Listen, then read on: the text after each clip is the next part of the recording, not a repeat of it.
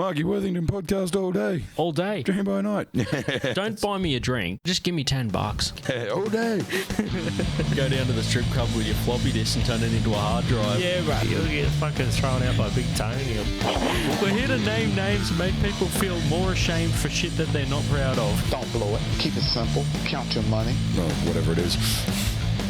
Hey, how you doing? Welcome to the Marky Worthington Comedy Podcast. This is episode 38, the second part of the Fahey and Yeoman episodes. This is our story time segment of the show. So basically throughout this whole show is just the story time segment, where we've split it into two parts because it ran a little bit longer.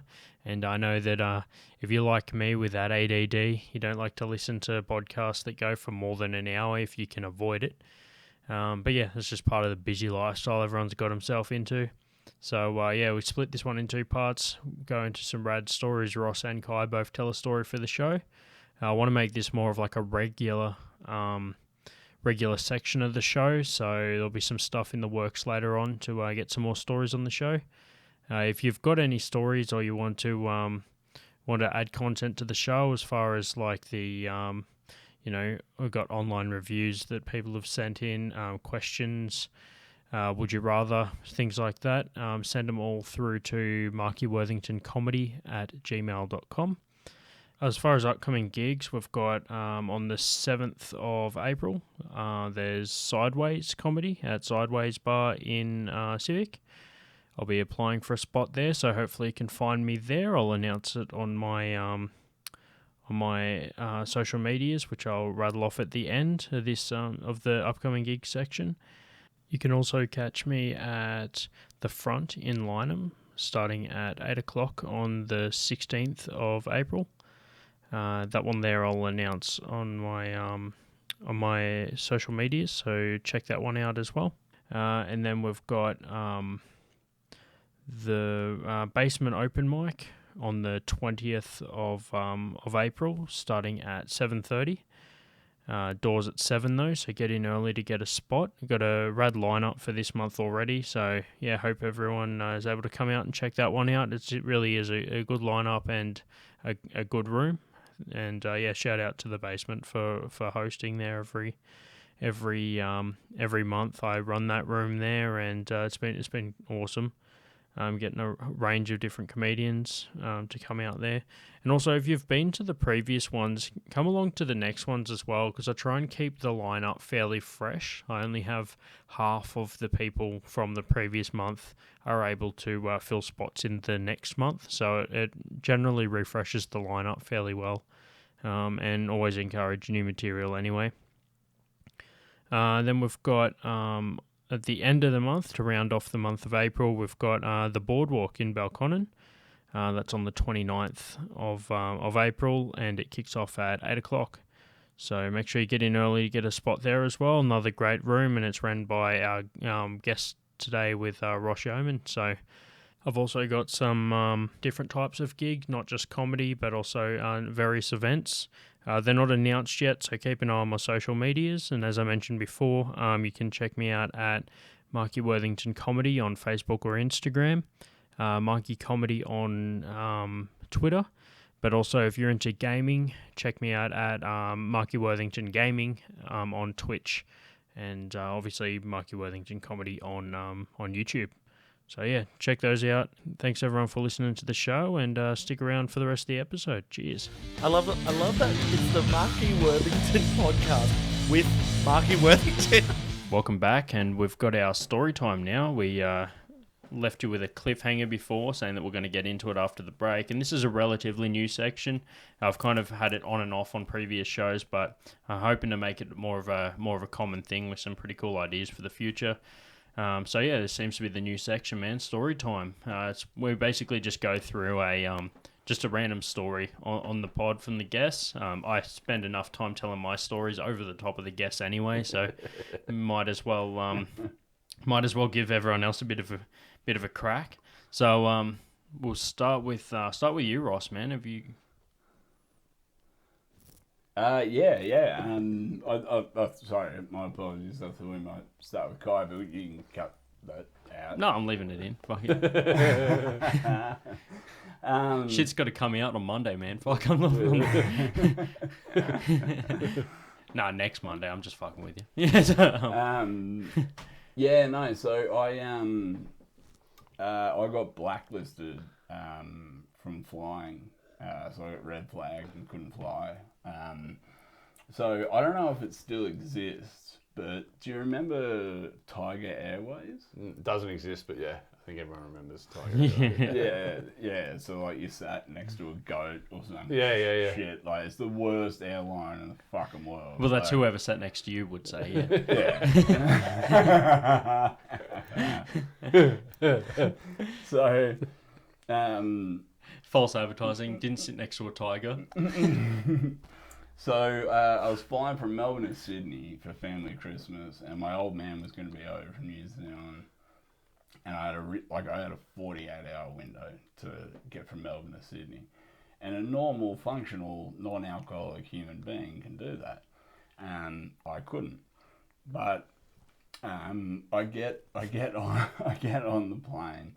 I wasn't drunk. Officer.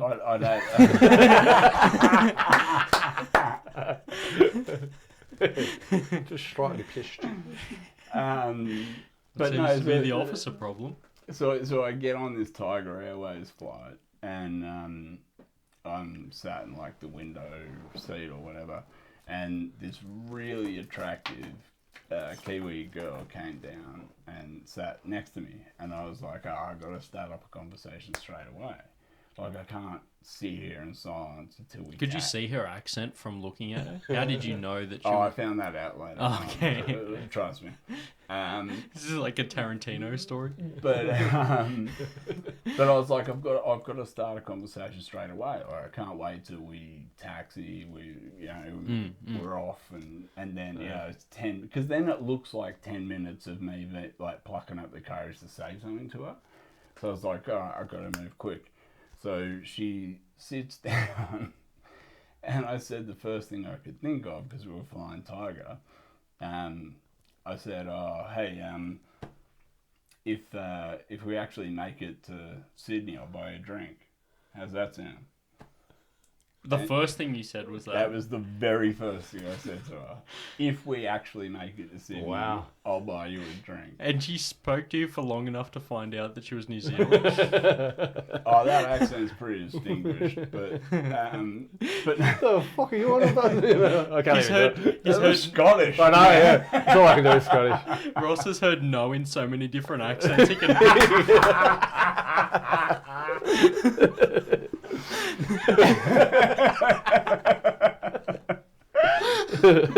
Oh, fucking hell. Judging by the way you just said no, are you from New Zealand? You're like a shitty fucking like crowd work magician. So I can tell which city in New Zealand by dialect. Sounds like South Island. You're like trying to narrow it down. I think I got told no by your sister. Sorry. Anyway, continue. Okay. So I'm actually intrigued. What was her response to that very forever upfront fucking... You said, I was told no by your mum, but here you are. Yeah, anyway. So she sits down and I'm like, if we actually make it to Sydney, I'll buy a drink. And she's like, what do you mean if we actually make it to Sydney? And I was like, well, yeah, it's Tiger. It's a shit airline. It's just a joke. She's like, well, I don't find it funny. And then she pressed the thing for the attendant. And so the attendant comes over. The plane's still docked at this point, but it's starting to come out and go onto the runway, right? Yeah. She hits the attendant button. You're like dead sober, just going like, no more drinks for me, thank you. But they're there to investigate a situation. I'm going to step all over this story, man. The attendant comes over and says, what's going on? And the woman says, this gentleman has just suggested that this plane is unsafe and will not arrive in Sydney. I have a security concern. So then she held up a coloured card and went, mentally ill. Right. What? Yeah. Not a terrorist. Must be mentally ill. It's like mentally ill / drunk. Yeah. She just ticks both boxes. There's the only 2 boxes you tick that day with her. Okay. So come on. So the attendant. So she's like, he's made security threats, the plane isn't safe or whatever else. Wow. And I was like, whoa, no. Oh, so she's playing hard to get. Yeah, too hard in fact. But so I say to the flight attendant, I've had harder. and I'm just going off the cuff, and I'm just saying what I think. Your crowd working with you. And so I said to the flight attendant, I was like, no, look, all I meant was, it's Tiger, it's a shit airline. He happened to be the owner. And I'm just mucking around about, how Tiger's so cheap, I'm surprised he didn't just go like, oh, fair enough then. And turn I the know, light off. she could have just gone, fair that, like, we'll see if we get there, fist bump. She really did not want that drink. No. So the flight attendant leaves, and then over the PA comes this Casper's announcement, and he's like, apologies, ladies and gentlemen, we're having some technical difficulties. We're going to be delayed for at least 5 to 10 minutes. And I was sitting there thinking, that is the fucking most biggest heckle ever. Dude, the captain of the plane. The captain of the plane is like, fuck this cunt. Dude, you were just riffing, man. Come on. Well, didn't they understand that you were about to do comedy in 15 years? But so we sat there for about 5 minutes, and then the captain comes over the PA again, and he's like, we just need to redock the plane for a moment. There could be a slight delay. So they go back into, the landing pad for the planes. Was this in 2003? Must have been. No, it was like 2004. It was still fresh in everyone. It was post uni for me. I reckon I was maybe 24, 25. I don't fucking know. No, just do you remember the year? Because I feel like this is like this is like a post. This is post 9/11. This happened it's post 9/11. Yeah. I was like, air quotes, an adult. It was like after. It was like September 13th or something. It's like you figured they had would enough have a sense time of to humour by then. Yeah, chill the fuck out, dude. It's just a joke, hey, man. it's already happened. The memorial's built. Fuck. We planned it for this long. Do you think we'd do it twice? At least 12 months again before we can get enough fucking people on board. I know you can hear voices under the rubble, but that doesn't mean I can't make a joke. I think you're thinking of Threadbow. All right, that was too far. You're thinking of Threadbow. No. I just didn't like how my voice sounded on the black box from the last one, so I had to reshoot it. Yeah, I'm going to hell hanging out with you guys. Fucking hell. So the plane redocked. By the way, this goes to all the people that are going to comment below with their bullshit. Go fuck yourself. Don't subscribe to my shit if you don't like it. Whatever. Good old 9/11 joke. Yeah. Always goes in What, the too world. fucking soon? Yeah, that's the common. So the plane redocks, and I know that they're taking my bag out of the undercarriage and whatever else. And then the captain comes up to me and he says, you're Ross Yeoman. And I was like, yeah. But I think you might know that given my seat and ticket. So you were nice to him. Yeah. Oh, dude, I was so pissed because I knew how this was going to play out. Joke's on him. You wanted to meet the captain from the start. Can I ride in the captain? I want to fly the train. He's like, so I hear you've been making security threats. And I was like, whoa, no, I have not. This is a misunderstanding. And at this point, my dignity's out the window. So I don't give a shit. I was like, look, I was trying to flirt with her. Obviously, I didn't do it well.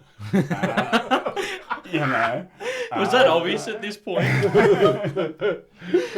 I was, but I repeated what I said to the captain, attendee, thing, and I repeated the same I thought you thing. just forgot the word you just said. And he was like, well, what did you mean? Like, you know, we might not make it to Sydney. And I was like, look, mate, I'm just saying, it's Tiger, it's a shit airway. All right? I just love how you're doubling, like tripling down. I'm talking to the captain of the and boat. you're a fucking shit pilot too. That's like, just saying, double down on just saying, I don't fucking know you. You're like, look, mate, case in point, you got a plane to fly and you're talking to fucking me. Decided, I was just surprised he didn't go like, are you Ross Yeoman? Can I have an autograph, man? I follow your page and like I seen like, this is before you, obviously, long before any comedy or anything. This is yeah. But like I'm just, what the fuck, yeah. So I happen to take my job very seriously as a Tiger Airlines fucking captain. yeah, We only know here because you couldn't fly Qantas. Like, exactly.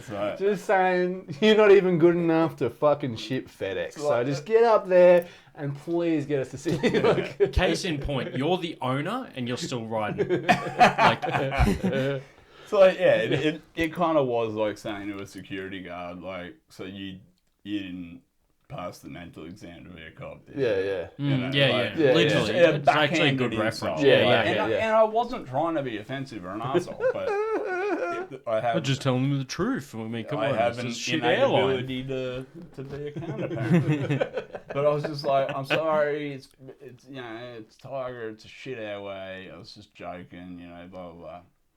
He's like, all right, don't worry about it. You know, he goes back. We wait another 5 minutes. Another thing comes over the PA. We're going to be delayed a little bit longer. And at this point, my dignity is out the fucking window. And so I'm talking to the girl and I'm saying, like, can you please tell them that can you please help me out here? Like, I was trying to flirt. It obviously didn't work. You know, help me out, please. And she was like, well, I don't find that funny. And, you know, you can suffer repercussions. And I was like, all right, fine. And a dude from like the seat aisles over tapped me on the shoulder and he was like, mate, I heard everything. This is bullshit. You know? Yeah. And so I kind of felt a little bit, because all the passengers were getting the shits and they all knew why. Well, what was going on? Yeah, they all knew that it was me. And, you know, So it kind of didn't work for her, but that guy behind heard your skills and he's like, fuck, that's Yeah, actually... just offered by him. He's like, hey, man. Hey, man. Oh, look, I'll take that drink. You're a pretty fucking funny guy, man. So like PA announcement, another 5 minutes, 10 minutes. And then four police officers came onto the plane.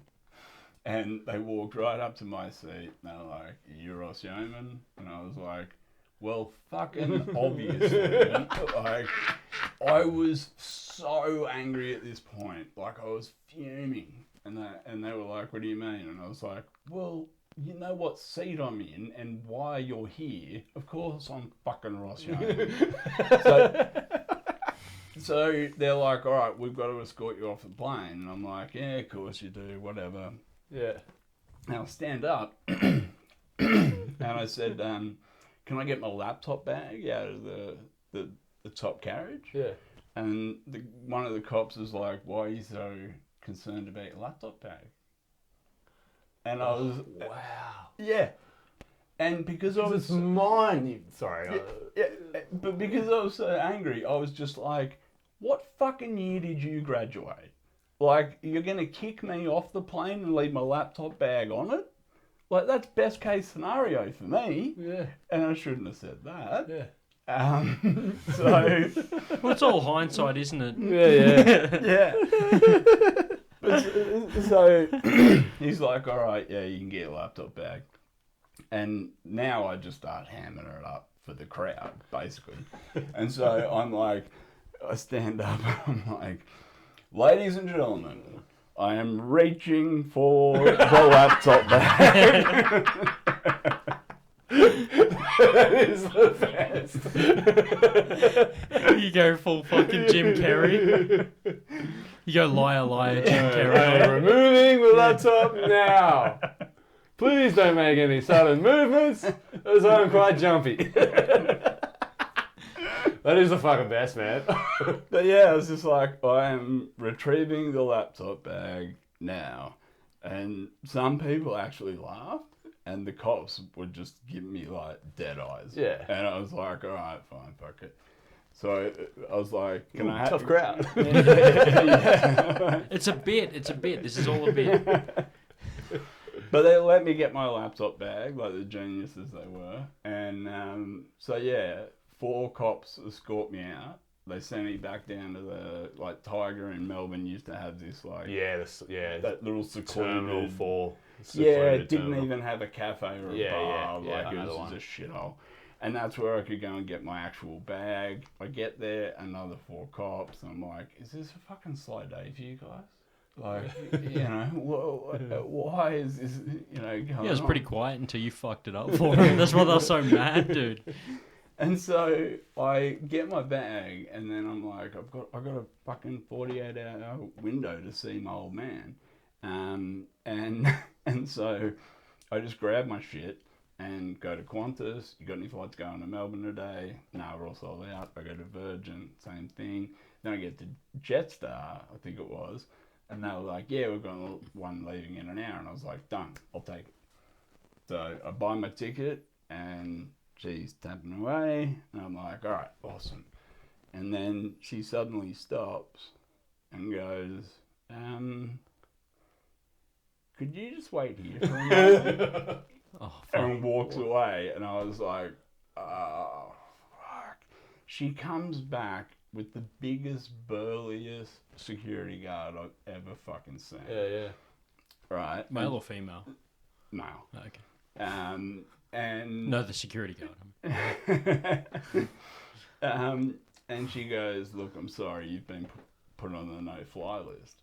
And I was like, no. Just let me tell you what happened.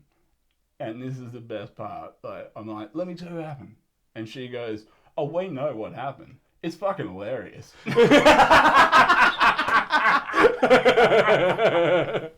But you're still not flying. Yeah. So within like an hour, that story had made the rounds. Probably made the news, bro. I'm like, it probably was actually a mention So on the funny. news. That's fucking gold. Dude, yeah. That's gold. I thought you were gonna get to the point where like the before the chick went away, you were like, hey, look, like if this flight lands, we should catch a drink.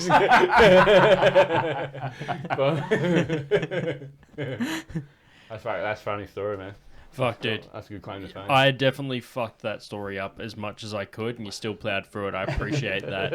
I'm going to be a little more lenient with Kai, because I know that, like, if I try and cut that story off for Kai, I'm just going to fucking cop hands. Yeah, well, you're already stealing my bit, so no. I'm still in the MC you're material. still my MC material, so.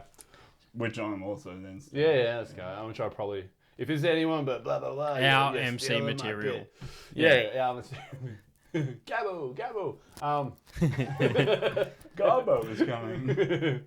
I guess so. I should tell a story. Yeah, man. That's actually a pretty epic claim to fame, though, man. But I'm not going to say I've got a better claim to fame, because that's actually a fucking epic claim to fame. Dude, that was commission. He was committed to that, right? The funniest thing was that final, like, what do you call him, cashier or whatever. Yeah, you mentioned it. That's when she said, "Oh yeah, well you know," and so cracked a fucking smile, I was like, "Oh, wow." Yeah. Plot twist: the pilot banged the chick. I'm surprised the pilot wasn't like the you know. Anyway, I remember waking that was going to go nowhere and be fucking sound stupid. I remember waking up the next day and the first thing you remembered in 24 hours, waking up the next day. Yeah. No, but I immediately went to like the news app on my phone just to make sure there hadn't been any like airline crashes. That'd be fucking. So I woke up on September 11 and I'm just like, fuck, surely there wouldn't be any issues since that. I guess one of my I got two. I mean, I got lots of claims to fame because fuck on me, but no. I got a really sort of. I always think it's a crazy story just because like one time I had the Princess Highway shut down in the middle of the night. Right? So I used to drive bitumen tankers, big fucking, big trucks and all that, and driving around, and just like I'm heading out to I'm supposed to be at this site, and you got to meet the road crew at I got to meet them at 6 a.m. on Saturday morning, and it's coming up midnight, and I'm like coming to the town where like I'm going to meet these guys, but I've got to meet them at a particular point. So I decided to pull my truck over so I can check my map, right? So I pull the truck over and tool it like one side of the truck. So I'm in a proper semi-trailer, big fucking tanker on the back, 26,000 litres of hot bitumen. It's like, this shit's 200 Does degrees, it stay hot? Yeah. So this is 200 degree temperature, man. How do they do that? We got 1,000 BTU burners that we just run at night. And shit, I was sleeping. Like to this day, I actually sleep better with I just got a propane fucking gas stove next to your thing. Because I don't You've got like Archer level tonight. Yeah, I actually. Mum. So I used to fall asleep to that. It used to be the noise I'd fall asleep to. It was just like Hank Hill just jerked off to that sound. So I've pulled the truck over, and as I'm pulling off the road, the left-hand side of my truck hits the grass, and straight away I know I'm in trouble because the whole fucking truck just starts and sliding sort of sinks a bit.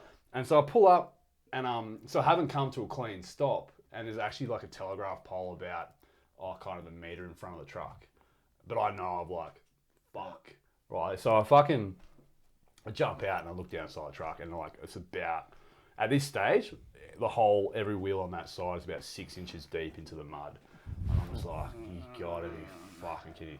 Now, if there's one phone call you don't want to make, it's to your boss. It's midnight on a Friday going, the truck's bogged. Fucking, I've got to get it out, right? And carrying jet fuel. And I'm carrying this, right? So they call a tow truck. And so this is like midnight. The tow truck shows up about 12:30. And he's like looking at it going, fuck, I can't get you out. Because of where the telegraph pole is. He goes, I'm going to have to pull you across the road. To do that, we're going to have to shut down the highway. And I'm like, oh, you got to be kidding me. He goes, yeah. So we don't have that authority. I can't just shut down the highway. Like if the telegraph pole wasn't there. You got fucking witches hats there, do you, mate? Yeah, that. He goes, telegraph pole. So he calls, he goes, I've got a guy who works in Vic Roads.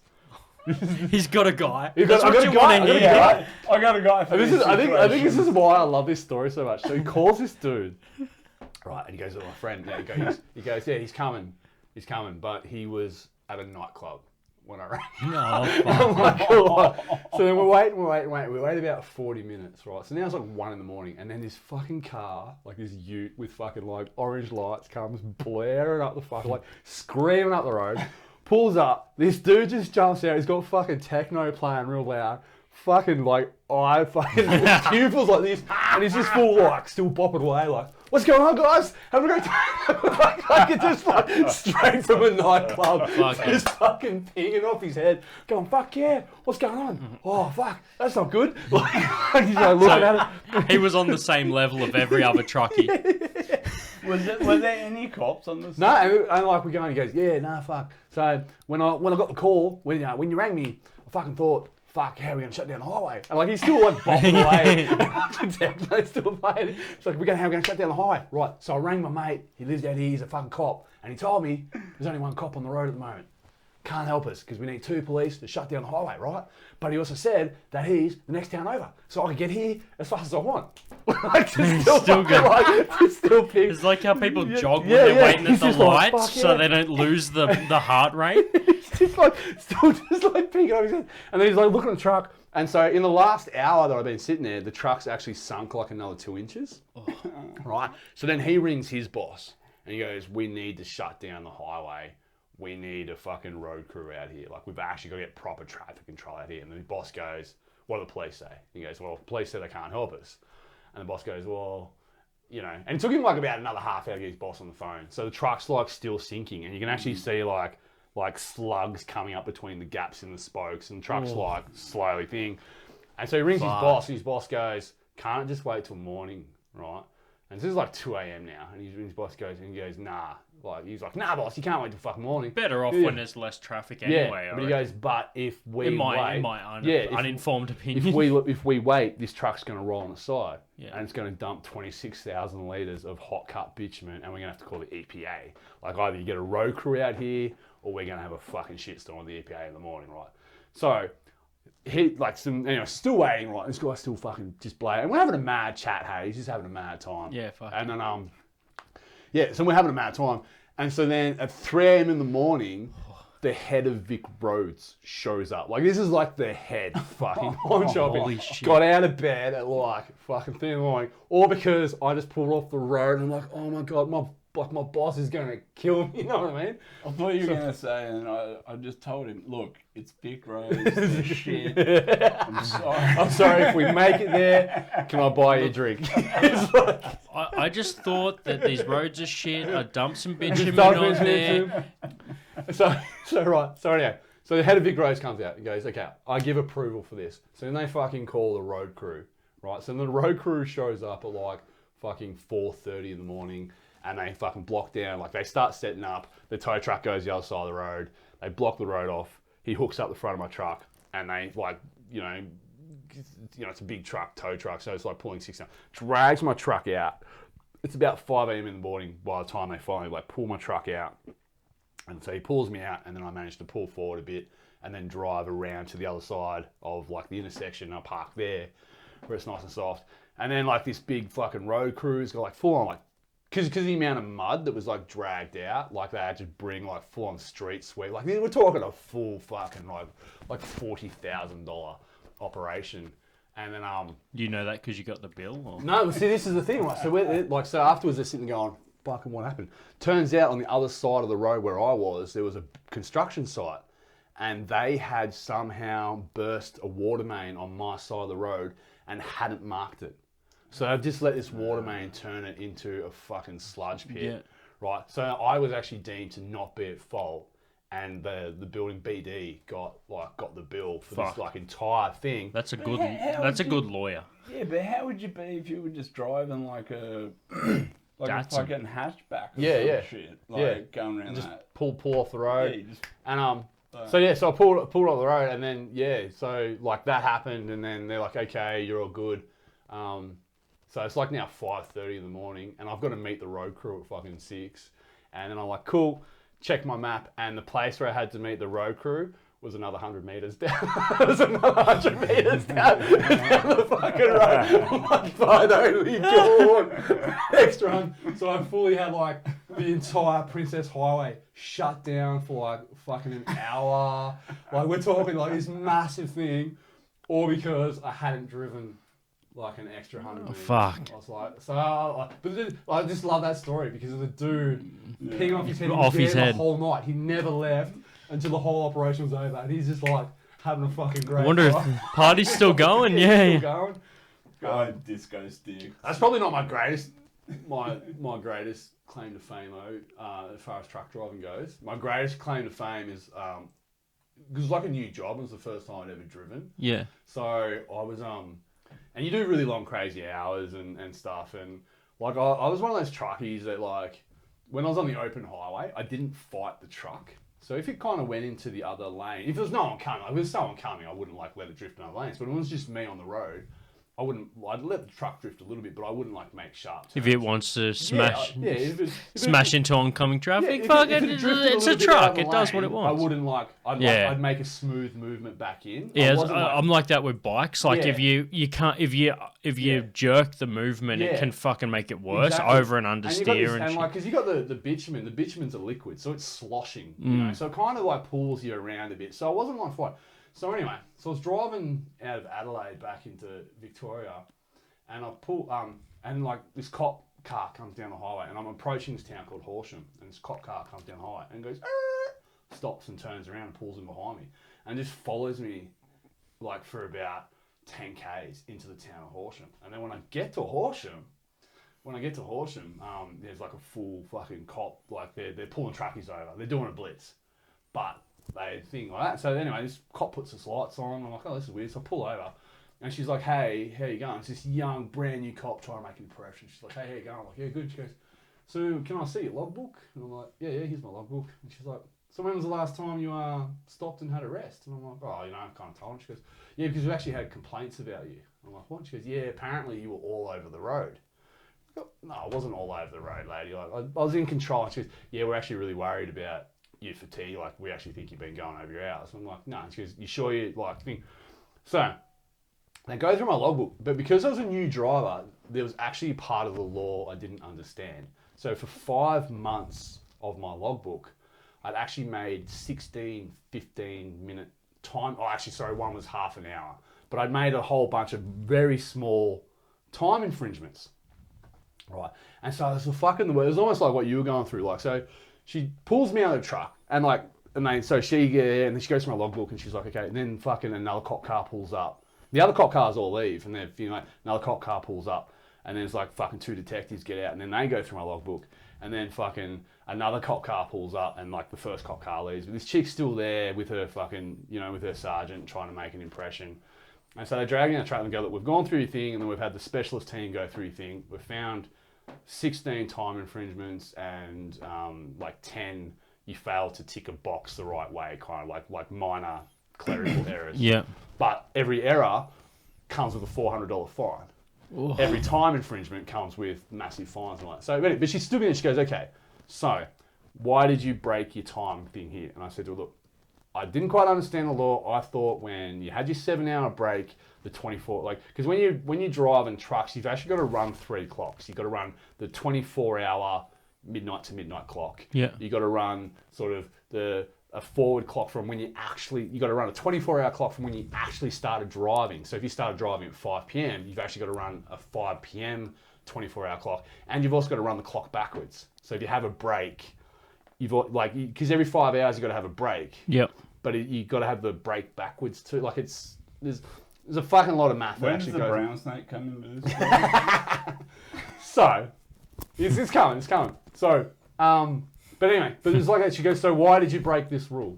Like, why did you? And I said, look, I explained what I just explained to you. She went, okay. And on this day, why did you break the time thing? And I went, as I've just said, I didn't understand the law. As per my last email. Yeah. All right. And she went, okay, fine. And then she went, all right, on this day, why did you break your time infringement? I was just like, you fucking really? And she's like, what? And I went, I fucking just said, yeah, this is why I broke the time thing. And then she goes, okay. And on this day, and I think even the sergeant was going, at some point, surely, no, she did it to say for every single one. It's a shit police force. It's a shit police force. But this is the reason Ross, that is the funniest thing you've ever said. this is the reason why I came to fame. Right. So, long story already long. What a callback. But short. So, I got done for the 16 things. I had to go to court. Right. I managed to get court moved from Horsham to Albury because it took that long to go to court, I moved to Canberra. Yeah. But I never changed from my Victorian license because I knew the court case was coming up. Yeah. So I got to court. I was looking at $100,000 worth of fines. Oh. Right. Yeah, dude. It's like if they could have done it all in one block, I was looking about maybe $5-6 grand. But if they wanted to do me for each fine individually, they dropped all the clerical errors and they only took me for the 16 time infringements. But I did the math. When I was looking at like $110,000 fucking dollars, like as a math. Holy shit! I was shitting myself, man. So anyway, I got a lawyer.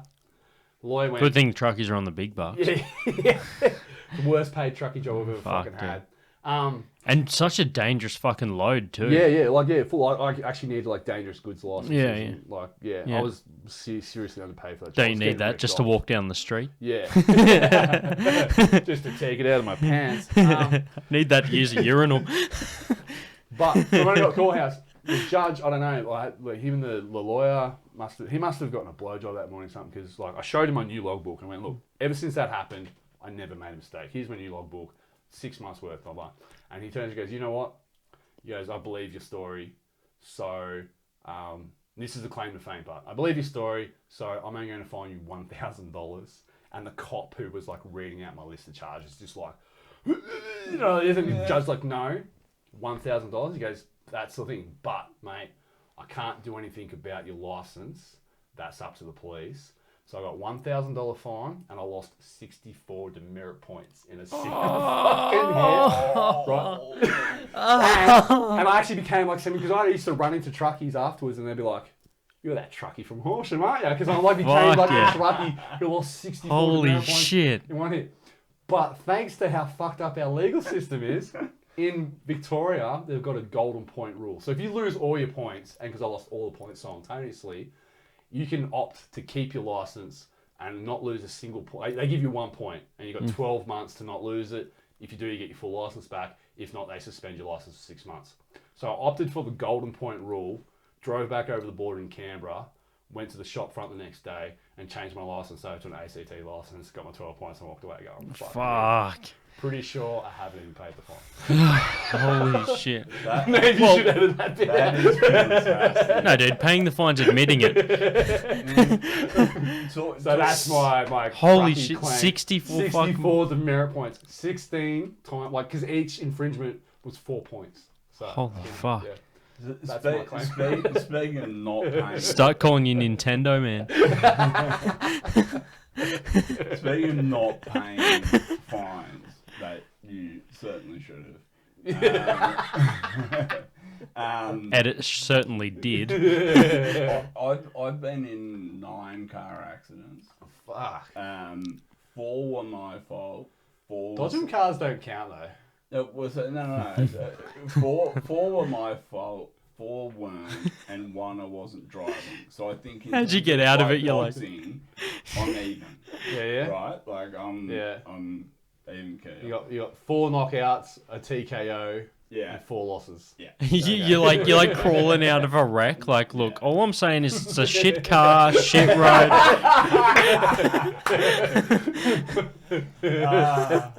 Can I buy you a drink? If we actually get to the police station. And Kai's cop that's trying to make an impression is just like, look, in New Zealand, I don't find that funny. Well, I was hungover as a motherfucker, and I was about 20 or 19. Drinks deep. No, it was in the morning, and it was my mother had recently moved out to Tuggeranong, and I was trying to find her place, and I got the shits. And so what I tried to do was do a U-turn over those like grass islands that separate the 100k stretch bits, right? But to do that, you need a bit of a turning circle. So I was in the right lane, and instead of just turning right and going right over the thing, I left my lane to get a bigger turning circle so I could come around and go over the grass island curb thing. Totally illegal. Yeah. Super dodgy, but I was just getting the shit. I'd never been to Tuggeranong before, and I didn't know where I was. In my mind, I just played a react of that song "My Island Home," but just replaced it with "Grass Island Curb." So I'm basically trying to do a U-turn. Yeah. But in the time that I do that, this car that thinks I'm just, like, logically, understandably, thinks I'm just moving into the left-hand road, that car guns it. So by the time I turn around to do my U-turn, I just smashed into the side of this guy's car and were at high speed. Yeah. How'd you do a Yui at high speed? Well, You didn't. That's the point of the story. Yeah, exactly. I mean, yeah, the car stopped me. Yeah, I don't really understand the point. So you didn't drive? But no, so This wasn't on the way home from the airport, was it? But no, so I just left my lane and then turned right back into it, and this car sped up, and I smashed into the side of it. And I just bought the car I was driving. It was this piece of shit Celica from like 1980 something. It cost me $500. It's worth 10 grand now. Like, Probably. oh no, dude! I put more oil in this thing than petrol. Like, it leaked. The car was a disaster to begin with. But anyway, so I had only just bought it, but I hadn't got cover insurance. Yeah. Or any insurance. Like, I wasn't going to insure it comprehensively because it was worth, You need third party, though, yeah. Yeah, I need third party. And so I had no insurance. And so both of our cars spin out, and then it hits me, I've got no insurance, I clearly caused this accident. And then I hit the brakes and, like, everything stops, and I was just like, what car did I hit? Like, come on, like, old shit Camry, come on, old shit Camry. I have a look at the car, and I shit you not, it was a brand new Porsche. 911. Wow. 9/11, man, not a good year. I was just like... Was that the time that it happened, or was that actually the brand of the car, like the 911? It's like, September was not a good year, a good time for you that year. Yeah, no. Look, first the plane and now this. What the fuck is up with 9/11 and fucking my life? That was the second time you got fucked by 9/11. Yeah.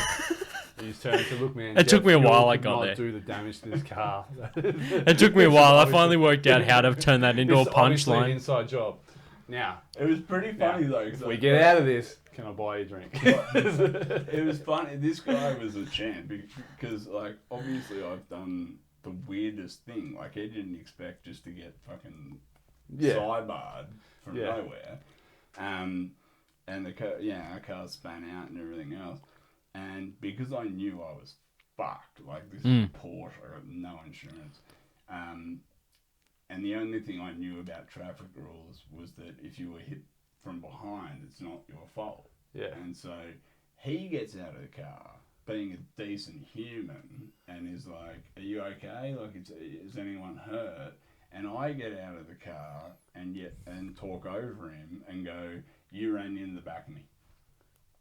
And the look on his face, he was just like any respect a human could have for another human drained out of this man's face. And it was just like, I was like, "You ran into the back of me," and he was like, "We can involve the police in this." And I was like, "We don't need to do that. Let's cover the damage." So what do I owe you for the Porsche? Dude, he was in the Porsche and he was like, "Please be shit, old Salika. Please be shit, old Salika." And he looked over and he's like, "Fuck yeah." For one of you, your dream came true that day. But I worked out a settlement where I paid because it was an automatic hard top thing with all the hydraulics and whatever else that go into doing that. And I was like, if I fucked up the hydraulics, they're just going to replace the car, and I'm going to owe like 110k probably. But they fixed the panel beated it, did whatever. I think one headlight was worth like 2k. So I got charged like 7k in the end, which was pretty fucking lucky. For a Porsche, yeah. And I started paying him $50 a fortnight, and then the money I was paying to the... So he wasn't an accountant. No. He's just sitting there. All right, so judging by my calculations, should take you about 46 years to pay me off. Well, I was still at uni. I had no fucking money, but like after 2 years of doing $50 a fortnight, I got this thing saying like, "You never paid us from day dot, like 2 years ago." And I wrote back and I was like, "I can give you ATO records that I've paid you every fortnight on the dot." And then I just never heard from him. There you go. So someone out there is owed at least $5,500, I reckon. Yeah. Fuck. Yeah, so to our one listener, let's hope it's not that exact person. Like, what would the chances be? Fuck yeah.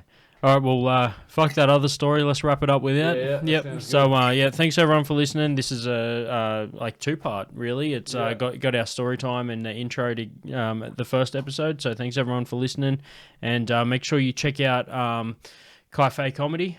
And Ross, you got the Boardwalk open mic, which is the last Thursday of every month, yeah? Yeah, it is. This month's Boardwalk, we've already got a full lineup. We might even go to 13 comics. Yeah. And that's at 8 o'clock on the dot. at the Boardwalk in Belconnen, and it's always a really, really fun room. Like everyone has a laugh. Yeah, and free entry too, so Yeah. come and check it out. For sure. Cool. You know me. If you're listening to this podcast, you already know my fucking socials. You're probably already sick of fucking seeing me, seeing all my shit on everything. But I'm going to reiterate it for you because that's just the way that Marky Worthington Comedy works on YouTube, Instagram, and Facebook, you know. And sometimes, you know, that's how he kind of works when he's on Twitter under Marky Comedy, you know, how he is. I mean, and also, like, that's definitely something he would do if he was going to Twitch stream on Sundays, like on Marky Worthington Gaming. Yeah. I mean, that's something he would do. But look, I'm not going to bore you with the facts about how you can find my shit. I mean, all I'm saying is that it's a shit podcast.